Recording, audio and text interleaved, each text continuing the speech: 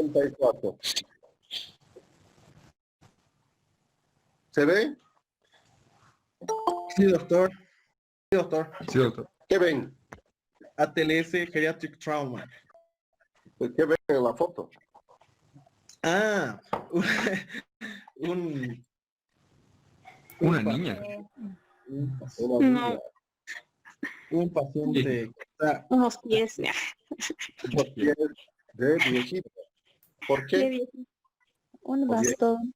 Ay, sí, se ve el bastón en el lado del pie. hay un bastón y parece viejita, ¿no? El pijama, las pantuflas, ¿no? Y los pies bien cuidados. Normalmente las viejitas tienen los pies mejor cuidados y además es rosada su bata y su pijama. Entonces, parece que esta viejita se ha caído y no hay quien la asista.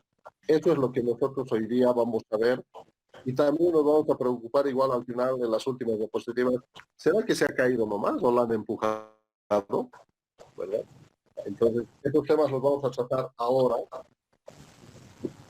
Cuando se manejan pacientes geriátricos con trauma, los efectos del envejecimiento sobre las funciones fisiológicas y el impacto de las condiciones preexistentes y los medicamentos no deben ser sobrevalorados. O sea, tenemos que evaluar, cuando estamos frente a un trauma geriátrico, el estado funcional del paciente.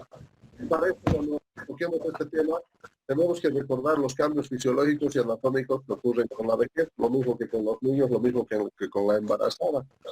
Nosotros podemos estar diciendo que la reserva fisiológica es límite, ¿verdad? La respuesta de las catecolaminas también es muy pobre. Y de arriba para abajo, el encéfalo se atrofia, es un encéfalo pequeño, apaga su atrofia. El cerebro se atrofia, por lo tanto, el continente es mucho más grande que el contenido y los espacios que se generan son mayores, de ahí de que un hematoma epidural o epidural puede llevar tiempos mayores de manifestación, producto de que el cerebro se atrofia y los espacios internos se incrementan. Vamos a nivel de lo que es en la cara, los sentidos, disminuye la agudeza visual, disminuye la audición, ¿cómo? ¿Qué? Así es. Ven menos y siguen manejando, ¿verdad? Y ven, ahí parece que está en verde y lo pegan en rojo, no escuchan, sus respuestas, sus reflejos son muy lentos, entonces está cruzando un ciclista y piensa todavía, creo que tengo que frenar, ¿verdad? Y tanto paga, se llevó por delante al ciclista, o que no al tiempo viene uno de atrás y le choca. Su columna del viejito es más rígida, por lo tanto hay mucha tendencia a lesiones sin evidencia radiológica. Los huesos, hay una mayor osteoporosis, por lo tanto la predisposición a las fracturas de cadera son mucho más frecuentes y altas, y más frecuentes en las mujeres. La osteoporosis es más común en las mujeres, ¿verdad? La piel es mucho más extensa, lo mismo que en los niños, como que el estuche sobra y pierden mucha calor y les cuesta mantener la temperatura corporal. Doctor, perdón que lo corte. ¿Podrían apagar sus micrófonos, chicos? Creo que no leen los mensajes. Porfa, es que se escucha súper entrecortado. Gracias, doctor. Ok. Entonces las constantes fisiológicas van moviéndose mucho. El paciente recuerda menos las cosas. Muchos pacientes ya tienen Alzheimer, ¿verdad? Entonces, son pacientes que tienen ya deteriorado su sistema fisiológico, su sistema orgánico en general. Las extremidades son más artrósicas, responden menos, la piel hablamos que es más extensa, la marcha es más lenta, ¿verdad? Hasta el mismo Piero decía, el cantor es un buen tipo, mi viejo, y tiene la marcha lenta, ¿no? Y hay unos que tienen una marcha más lenta y de pies y de pasos cortitos, como los parkinsonianos, por ejemplo, y que da la impresión de que quieren partir, inician, y yo, mi papá era parkinsoniano, por lo que veía, temblaban los pies antes de iniciar el impulso y parecía como queriendo partir en una carrera, ¿verdad? Ya cuando agarran ritmo empiezan a agarrar pasitos cortos y parece que quisieran empezar a trotar y viene, ¡pum!, la caída. Eso es como muy común en este grupo de pacientes, los trastornos motores, la fragilidad, son pacientes que en el contexto son hipertensos, son dislipidémicos, son cardiópatas, son pulmonares, han fumado, son diabéticos, tienen osteoporosis con mayor frecuencia las señoras, son portadores de marcapaso y ustedes quieren encontrar 120 de frecuencia cardíaca, toman diuréticos, toman antihipertensivos, toman beta bloqueadores, toman hiperglicemiantes orales. O sea, es un mundo más grande de pacientes que tenemos que pensar muchas cosas y tenemos que pensar que en los siguientes años nuestra población va a ser fundamentalmente longeva a nivel mundial. Entonces tú vas a ver viejitos manejados, a ustedes les va a tocar atender viejitos a producto de accidentes de tránsito, estaban manejando y que le haces una Puebla el Snelling y no alcanzan a ver letras en tamaño normal, ¿verdad? En el contexto de las condiciones preexistentes, tienen enfermedades asociadas previas, tienen trastornos motores, tienen problemas de audición, tienen cardiopatías coronarias. Hay cinco condiciones particulares que es muy común en las pacientes, el tener, por ejemplo, la hipertensión, diabetes, tienen problemas de orden de miocardiopatías coronarias, se me han ido dos más, ahora ahí vamos a ir recordando, pero en general estos pacientes van a tener condiciones previas que van a comprometer su recuperación y las más de las veces va a ser difícil volver al estado previo. Y los medicamentos de estos pacientes siempre hay que saberlos y esto lo logramos en la historia amplia, ¿verdad? Cuando ustedes ven en la 9ª edición, la segunda imagen, ¿no? Un viejito donde se ve todas, o sea, de arriba abajo, de lo que vayas mirando, va deteriorándose. Entonces, por lo tanto, uno tiene que conocer que cuando está tratando a un adulto mayor, tiene que saber estos cambios fisiológicos. Y hoy día vamos a analizar esta discusión interactiva. Acuérdense, ¿cuál es la diferencia entre una discusión interactiva y una conferencia interactiva?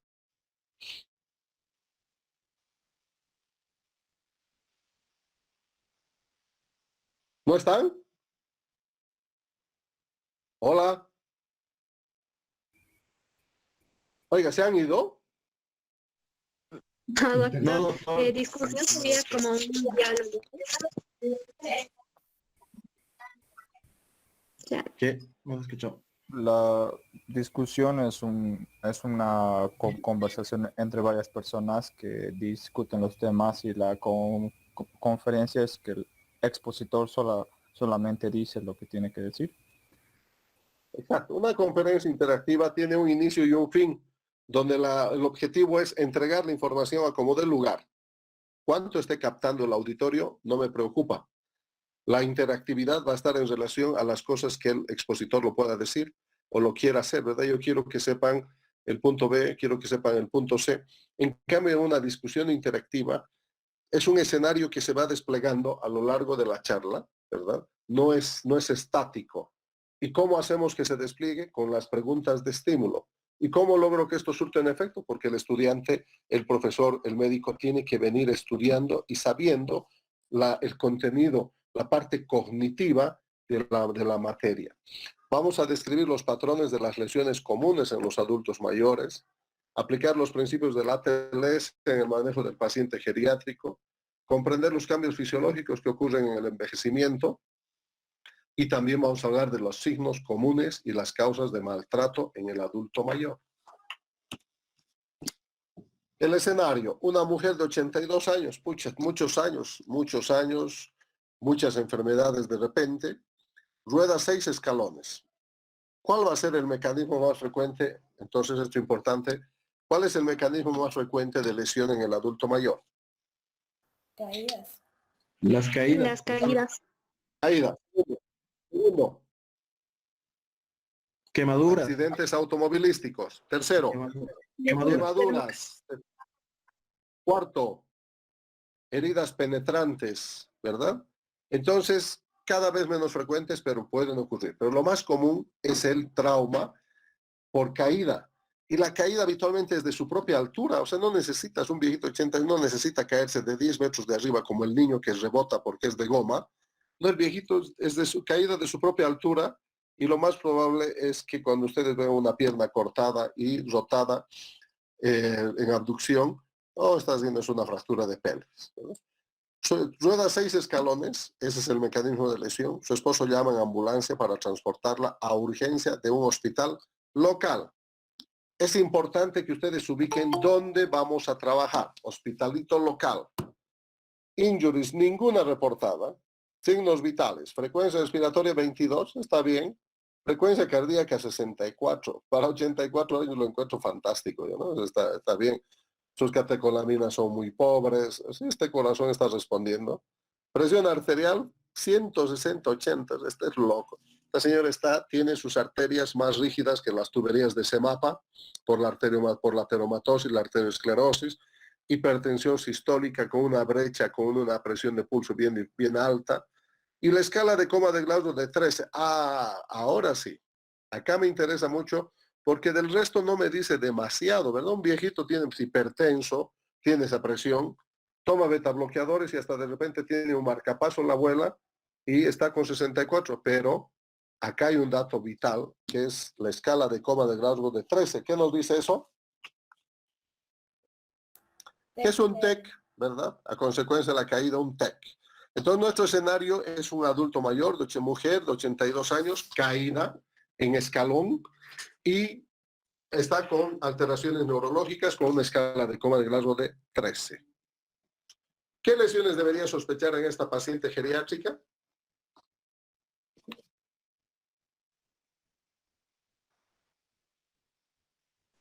El TEC, doctor, TEC leve, como dijeron.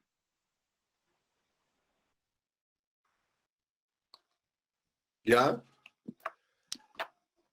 ¿Qué más? Una fractura de cadera, probablemente, ¿verdad? Por el mecanismo de lesión. Pero en este momento, eso es lo que nosotros encontramos. ¿En qué elementos específicos de la historia amplia se debe estar atento? En todo el contexto de amplia. Alergias, medicamentos, patologías asociadas, libaciones. Libaciones habitualmente te habla en el escenario en el que se encontraba en el último momento la paciente, ¿verdad? ¿Qué estaba haciendo durante el accidente? Y ¿de qué es A? De ambiente, exactamente. Y muchas veces cuando hablan de personas mayores siempre se relacionan con un ambiente frío, ¿verdad? ¿Cuáles son los aspectos claves en la evaluación y manejo de este paciente? Los mismos, ¿verdad? De todo paciente politraumatizado. Los mismos de que primero es A, vía aérea permeable con control de la columna cervical, B, respiración y ventilación y oxígeno suplementario, C, control de hemorragias, no parece haber sangre en la parte exterior, D, una evaluación neurológica, aquí encontramos un problema, y una examinación completa cuando llegue el paciente al servicio de emergencia. Progresión del escenario, examen. Los signos vitales sin cambio al ingreso a urgencia. Ya cambió el ambiente, ahora ya estamos en urgencia. La paciente está confusa.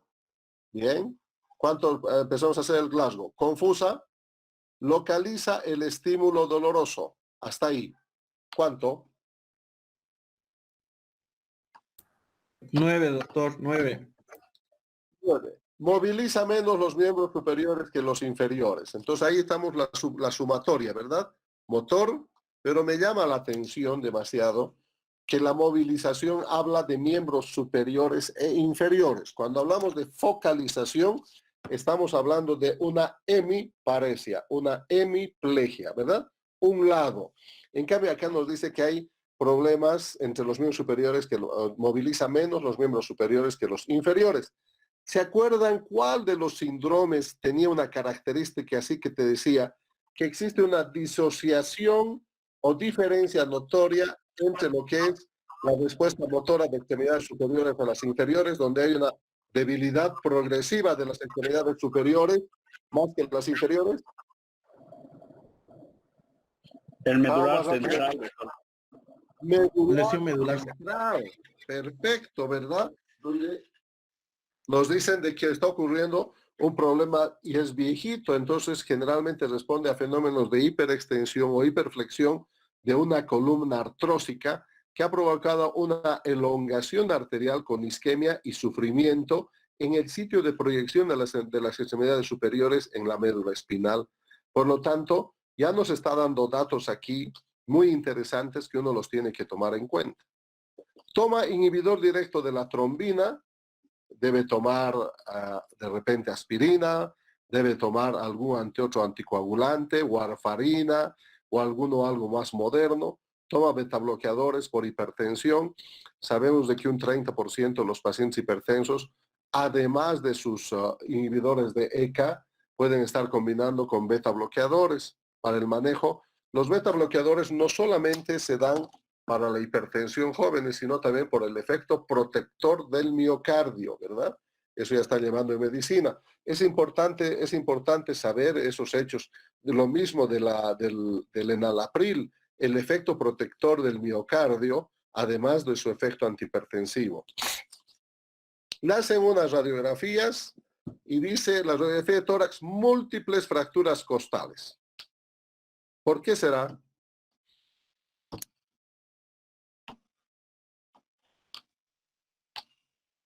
Porque los huesos de las personas mayores y mujer, como en el caso, son osteoporóticas, ¿no? Pueden fracturar con mucha facilidad. Por lo tanto, las fracturas costales no son raras. En general, los huesitos de los adultos y sus costillitas son como galletas. Entonces, cuando ustedes vayan a emergencia y resucitación, ¿cómo es? PCR, reanimación, RCP, hacen y empiezan a crujir las pobres costillas de los viejitos, ¿no? Crack, con cada maniobra. Y uno dice, bueno, pues quizás reviva, pero este pobre viejito se va a morir con toda su caja torácica molida, ¿verdad? Porque parecen galletas maniobra y crack se rompen. Esas son las características clásicas de las costillas osteoporóticas. La tomografía de cráneo. Hematoma subdural. ¡Wow! Le hemos apuntado, ¿verdad? Con desviación y pequeñas contusiones intracerebrales. ¿Por qué no está este paciente focalizando? ¿Por qué no tienen 8 de Glasgow? ¿Ah? Porque la masa celular se va atrofiando, lo que deja mayor espacio libre. Exactamente, ¿no? Lo que les decía hace rato. O sea, la interpretación teórica de los cambios fisiológicos adaptados ahora a la realidad de un mecanismo de trauma y unas imágenes tomográficas. Por lo tanto, vamos a tener que tener hematomas subdurales bastante considerables con efecto de masa para encontrar mayores manifestaciones neurológicas, ¿verdad? Por lo tanto, esto hace, además de que el cerebro cortical, la atrofia se produce a nivel cortical y no hay mucha, o sea, la reserva fisiológica, el tema de la parte cognitiva ya tiene bastante atrofiado, también disminuido.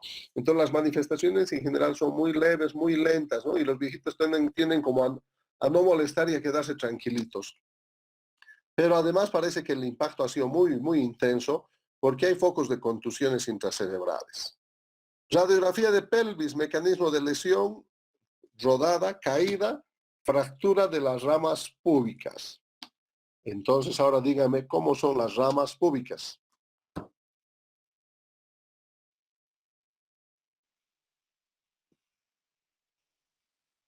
Cada hueso ilíaco se une por delante, ¿verdad? A nivel de la sínfisis del pubis para formar el anillo pélvico interno anterior. Y tenemos la rama isquiliopubiana, la parte superior, ¿verdad? Y por debajo tenemos la rama isquiopubiana, que forman dos agujeros laterales que se llaman los agujeros obturatrices. Estoy bien en anatomía, parece, todavía, ¿no? Los agujeros obturatrices. Entonces nos dice que están fracturadas las ramas púbicas. No nos especifica cuáles, pero ya hay un trauma con una fractura pélvica. Yo hubiera esperado, por la foto, una fractura de cadera. Preguntas a discutir. Estas son las preguntas de estímulo. ¿Qué desafíos y peligros podría encontrar si necesita intubar a esta paciente? ¿Está clara la pregunta?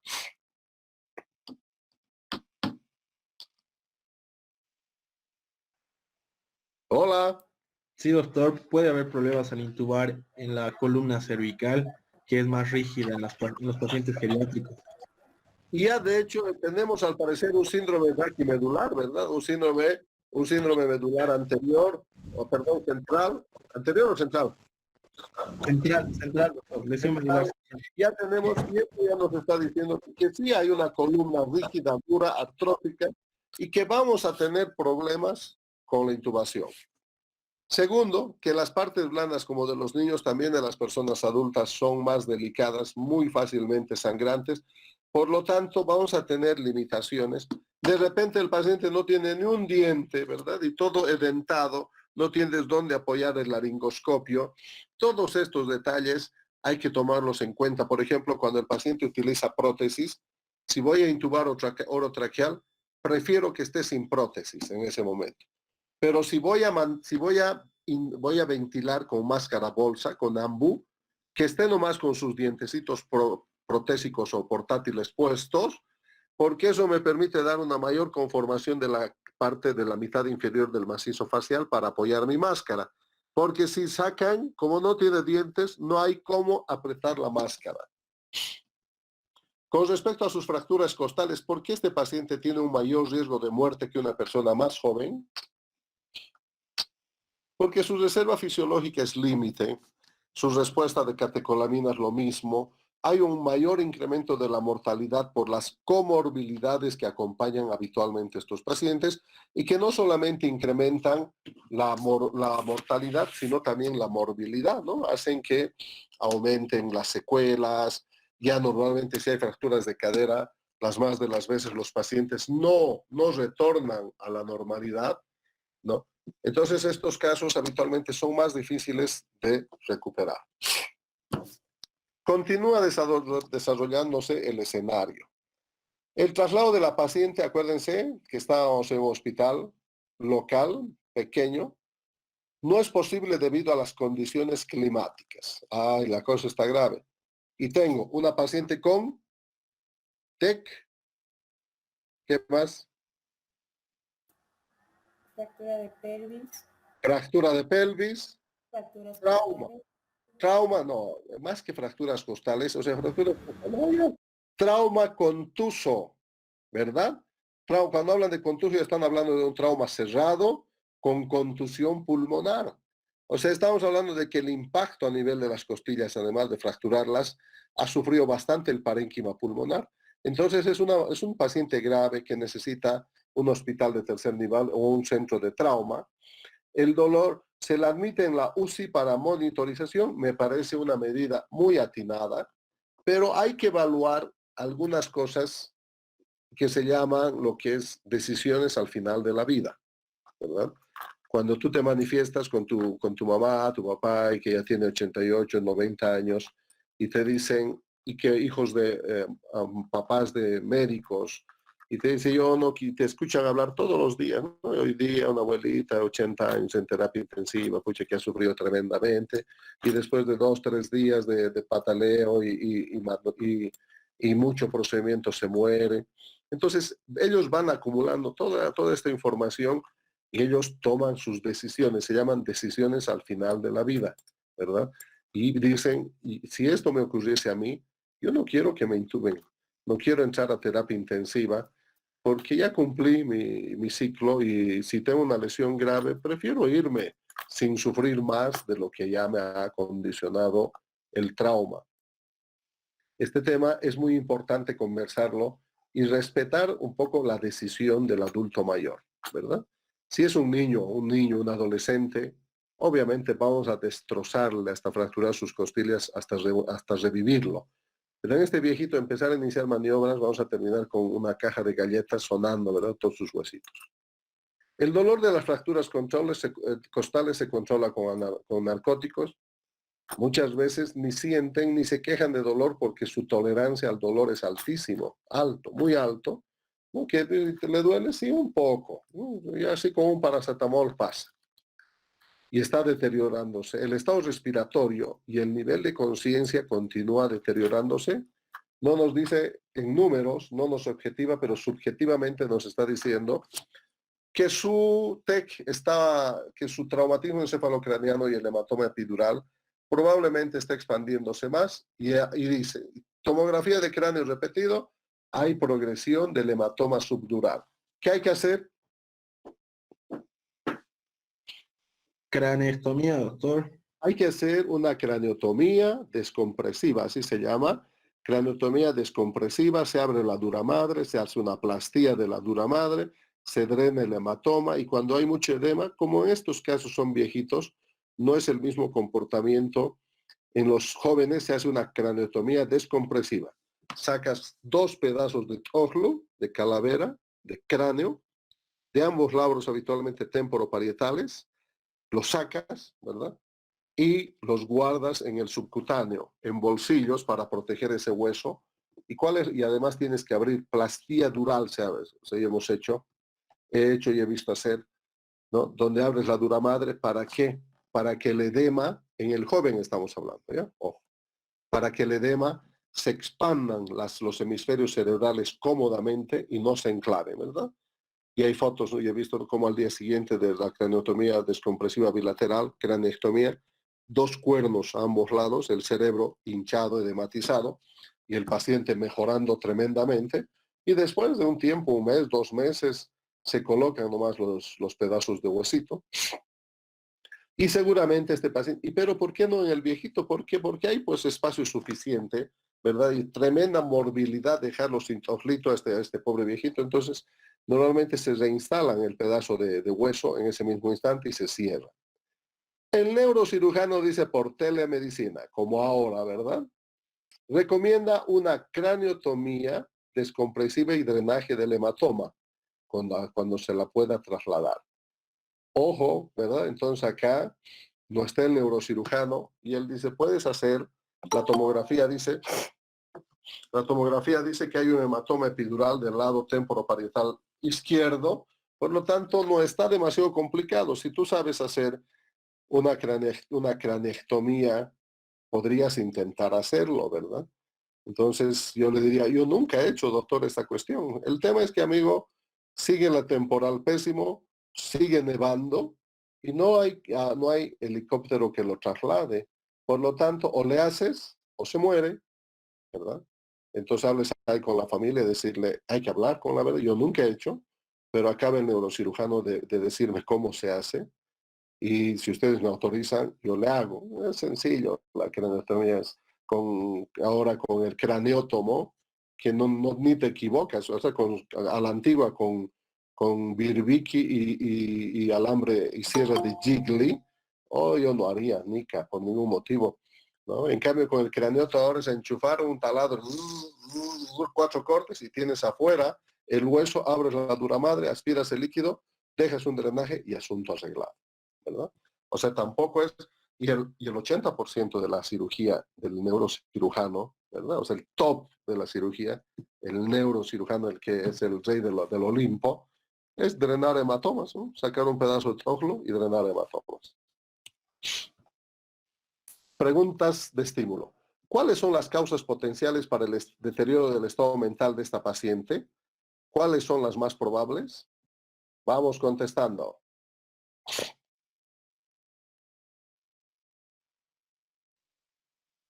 El hematoma epidural expansivo, ¿verdad? Y como hay atrofia cerebral, hay espacios amplios, el hematoma nos está dando todo el tiempo del mundo para tomar la decisión, pero el tiempo, el clima, no te está dando posibilidades, ¿no? Porque sigue nevando y al parecer no la vas a poder sacar. ¿Cuál es el impacto de una estancia prolongada en UCI y en el hospital sobre la probabilidad de que un paciente anciano retorne a una vida independiente?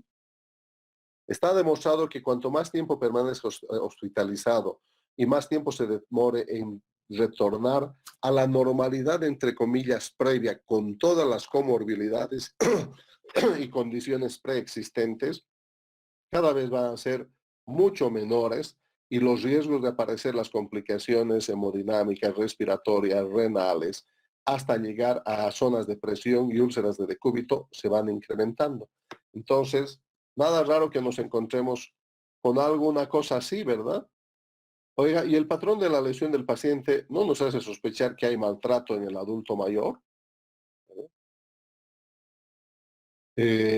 hay que ver el horario de la caída, las condiciones en que ha ocurrido.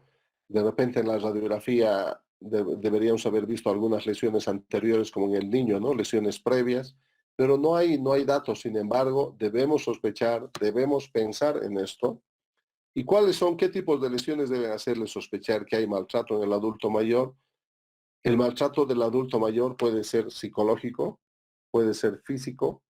El maltrato del adulto mayor, en general, tú lo puedes percibir desde el estado de ánimo del viejito, ¿verdad? Es un viejito retraído, un poco comunicativo, cómo viste, ¿no? Muy desarreglado, no con la camisa sucia, con restos de comida.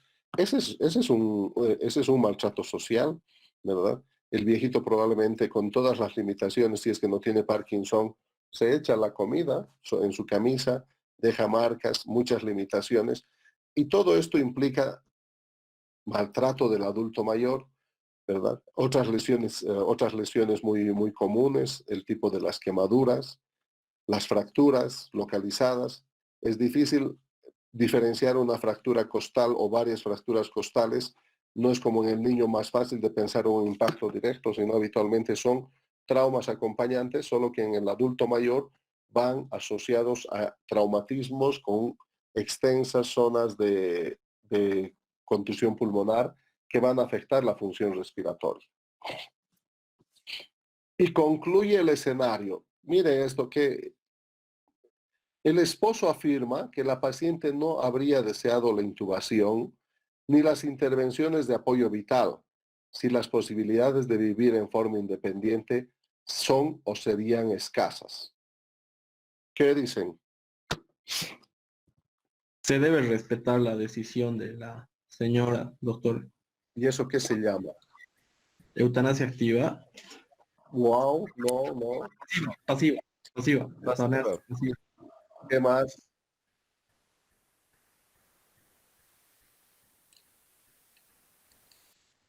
¿Qué más? Hay gente que se dedica exclusivamente a este tema, ¿verdad? El esposo proporciona la voluntad de la paciente con respecto a su vida y a su estado como apoderado de la atención médica de la paciente. Entonces, en este contexto, indudablemente que las decisiones al final de la vida son muy importantes. En el contexto de la edad del paciente, de las comorbilidades previas, de los estados preexistentes, del estado de salud en general, ¿no? Y de las expectativas en relación a la recuperación del paciente y eso relacionado sobre todo con el tiempo, ¿verdad? Cuanto más tiempo nos demoremos en recuperar, menores serán las posibilidades de obtener una recuperación similar a la anterior.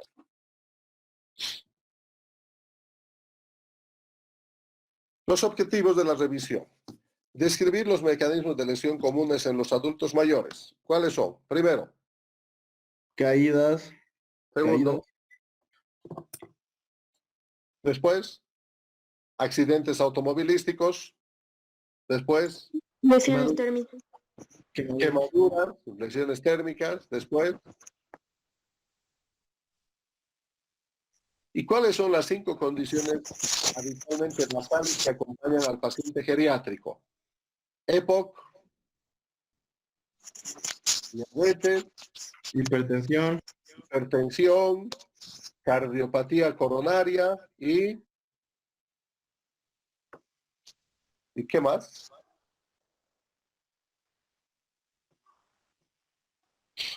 Aplicar los principios del ATLS en el manejo del paciente geriátrico con trauma, siempre recordar que las prioridades son las mismas, las prioridades no cambian.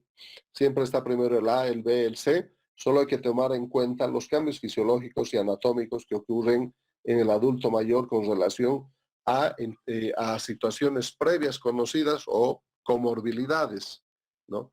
Entonces, el estado de medicamentos que toma, qué es lo que recibe, la presencia o no de marcapasos y comprender los cambios fisiológicos que ocurren en el envejecimiento y cómo estos afectan las lesiones en el paciente geriátrico, así como la respuesta en el trauma. Han visto tremendo trauma de la señora y una ligera taquicardia. No nos dice en ningún momento que ella usaba marcapaso, pero su respuesta de catecolaminas es muy pobre. Por otro lado, vemos que sus arterias son ya muy rígidas. Hay una hipertensión sistólica de 160 con una presión de pulso muy amplia y una presión diastólica de 80. Lo único que nos fue evidente, nos dieron datos evidentes es el tema de lo que es el TEC y la fractura de la pelvis. Y además nunca olvidarnos de comprender los signos comunes y las causas de maltrato en los adultos mayores. Creo que esto es un detalle muy, muy importante a tomar en cuenta al momento de evaluar al paciente. Los cambios demográficos requieren de la comprensión de las características y las necesidades específicas de los pacientes geriátricos con trauma. No, las poblaciones europeas no son solamente ahora las poblaciones con mayor grupo de ciudadanos longevos. Ya estamos viendo en el resto del mundo este fenómeno, porque esto en los 2000 era muy común y es por eso que Europa, ciertas ciudades, el Canadá te ofrecían un sinfín de facilidades para irte, sobre todo en la parte de Europa, Australia, New Zealand. Entonces estos te ofrecen, pero te dicen, pero vente y cuanto mejor, cuantos más hijos tengas, ¿verdad? Entonces ellos quieren poblar su grupo de niños y adolescentes porque de viejitos nomás están listos. La reserva fisiológica disminuida y las condiciones médicas preexistentes pueden influenciar los resultados en los pacientes geriátricos. Por supuesto que sí, y esto en relación al tiempo también. Cuanto más tiempo se demore la rehabilitación, la permanencia prolongada en la UCI, cuidado intermedio y hospitalización, hace habitualmente un mayor impacto en el deterioro del paciente. La comprensión de la anatomía y la fisiología en el deterioro del paciente geriátrico es clave para un cuidado adecuado. Por supuesto, si sé que su reserva de catecolaminas es pobre, sus arterias son muy rígidas, ¿no? Entonces, yo no le puedo sobrecargar volumen, será este paciente seguramente, aquí me va a ser de gran utilidad un catéter venoso central para reponer volemia y voy a ir midiendo 1000 de cristaloides, seguramente va a ser un tope, porque por encima de los 1000 el excedente ya va a ir a crear un edema agudo de pulmón. Entonces, mayor el daño, no hagas más daño del que ya tiene el paciente. En estas circunstancias, tener una PVC que nos permita medir el grado de recuperación venosa con los líquidos es mandatorio en este tipo de pacientes cuando vamos a tener una medida ya tan agresiva como un catéter venoso central. Es importante identificar los signos de alarma y el impacto del maltrato en las personas mayores.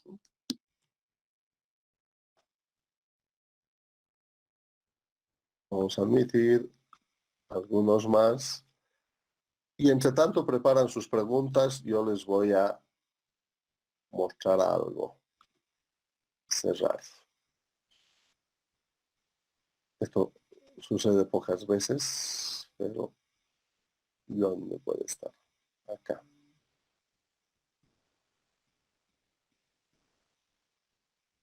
Este es el IRCAD y yo quiero ATLS.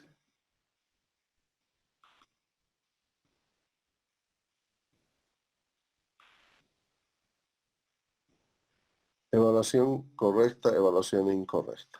Vamos a lanzarnos con esta. ¿Están viendo? Sí, doctor. Sí, doctor. No ellas, pero vamos a ver un video que dura 8 minutos. Doctor Boyer. Señorita, diga. Acabo de Yo pensé que estaban hablando ustedes. hablar por radio con los paramédicos y vienen hacia acá con un motociclista masculino de 24 años.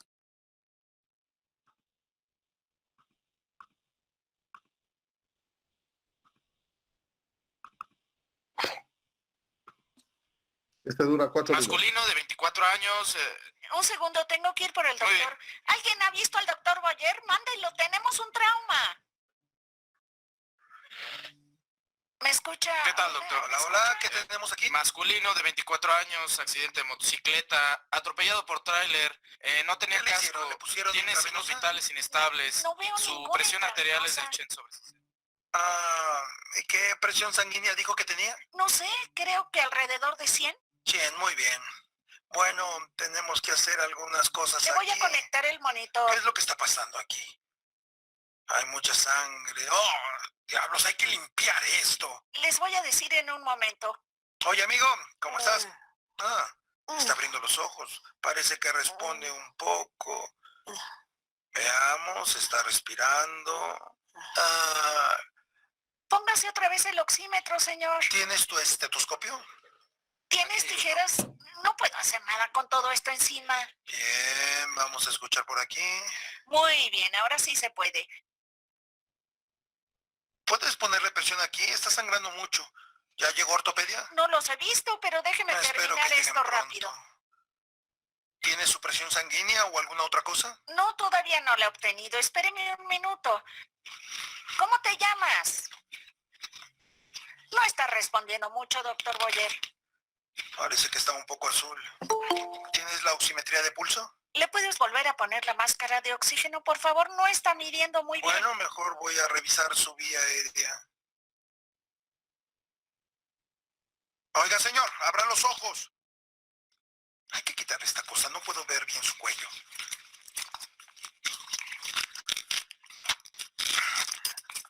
Tiene un poco de sangrado. ¿Tienes una máscara de oxígeno? ¿Dónde está la máscara de oxígeno? Ay, ¿dónde la dejamos? Ahí está. Vamos a ventilarlo. Te voy a decir qué haremos. Tú solamente ayuda a ventilar para que pueda respirar.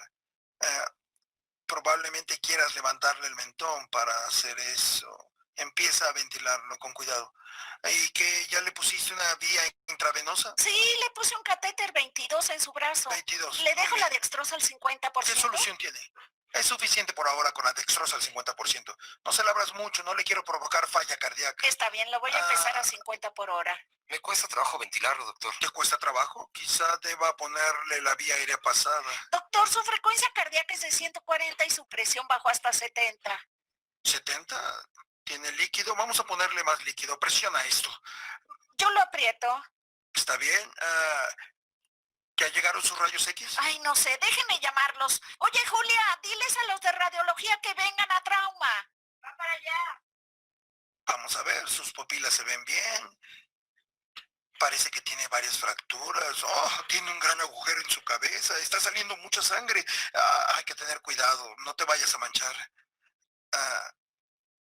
Puedo meter mi dedo casi hasta llegar al cerebro. Hay mucha sangre. Dios. Parece ser una fractura de cráneo deprimida. Quizá necesite una tomografía de cráneo. Llama a los encargados de la tomografía. Creo que no están hoy, pero diles que vengan. ¿Tiene pulso? No sé, no siento el pulso. ¿Lo estás ventilando? Ay, lo siento. ¿No sientes el pulso? No siento el pulso.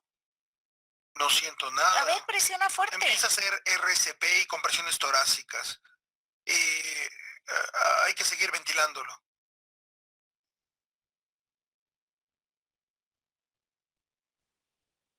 Quizá, pues a lo mejor hay que darle, no sé, atropina o algo, ¿no? ¿Tenemos dopamina?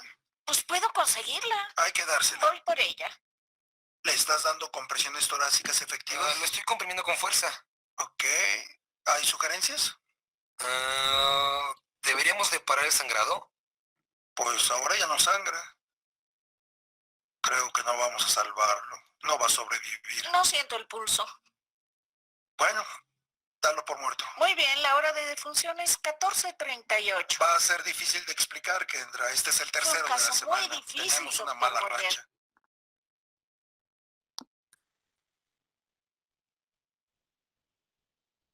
Bien.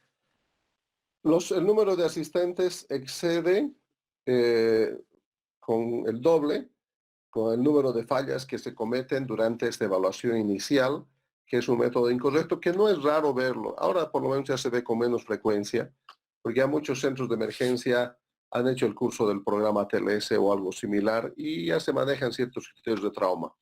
Pero en general, a ver, ¿qué les pareció, Rafael? Buenas noches, doctor. Bastante desorganizado, o sea, el equipo respondiente no tenía prioridades de ningún tipo, todos saltaban. Cuatro cosas, pues, Rafael. Desorganizado, no hay prioridades, ¿qué más? Tampoco tenían instrumentos a la mano. Y ¿Ya? Desorganizados. sí, los criterios de trauma también, ahí le han quitado el collarín cervical a un paciente de trauma, o sea, totalmente Listo. mal. Rilda. ¿Qué más? ¿Qué más, Rilda? Tefi. La vía aérea, doctor, no respetaron el ABC del...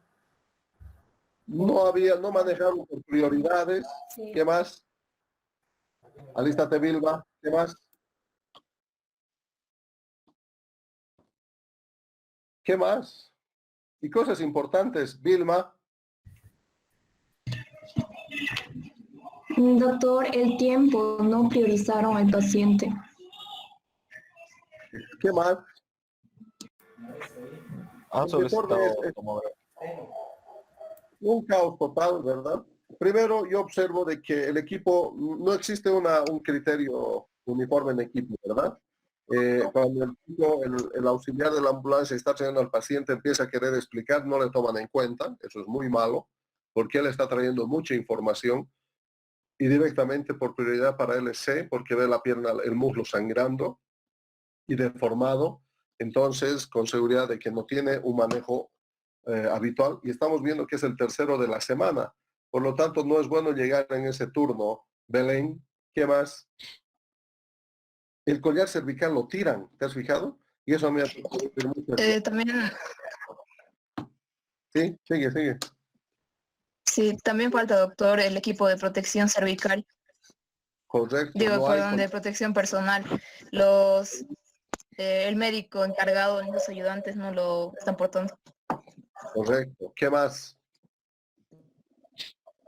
No existe uso de los anexos, ¿verdad? No coloca monitores electrocardiográficos, lo más que hacen es utilizar un oxímetro de pulso, no hay sonda nasogástrica, no hay sonda Foley, no hay radiografías, piden una tomografía por si acaso, el desorden es total.